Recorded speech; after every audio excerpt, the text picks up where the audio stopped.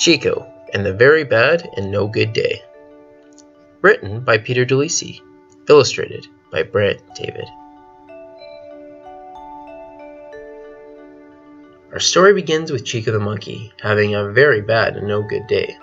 It all started when he got up in the morning as he went outside to play. The weather was just terrible outside. It was really pouring down rain. Chico couldn't do any things he wanted to, so he just sat down to complain. After a while, Chico started feeling hungry, so he thought he'd go get a tasty banana to eat. Chico loved eating bananas every day. To him, it was the best kind of treat. But as Chico looked around, he noticed there was not one banana in sight. It seems that all the other monkeys got there first, and they ate every last bite. Chico started getting very angry. He lost his temper and his appetite. He stamped his feet in anger and gave some little birds a bit of a fright. Chico just wanted to be alone, so he went to go climb his favorite tree. But because it was raining so hard, it was wet, which caused Chico's hands to slip free. Chico fell all the way down to the bottom. Things were not working out for him at all that day. As he started getting very upset from what had happened, he then heard a little frog say,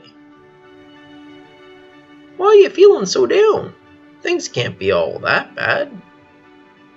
Chico looked up and said to him sadly, "You wouldn't say that if you had the day that I've had."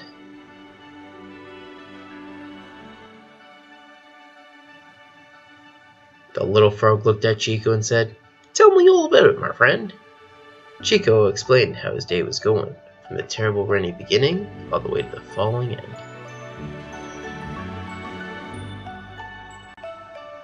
The little frog looked at Chico and said, "Well, your day's about to change. I happen to have magical powers," he said. Chico thought this frog was pretty strange. But as Chico started to float up in the air, he knew there was truth to what this little frog had said. And as he was surrounded by magical mist, somehow Chico ended up back in his own bed.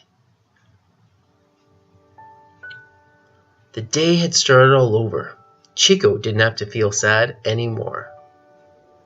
Until Chico realized just one thing. It was turning out just like the day before. Rain pouring down on his head. And there are no bananas to eat. Not being able to climb his favorite tree because of his wet hands and feet.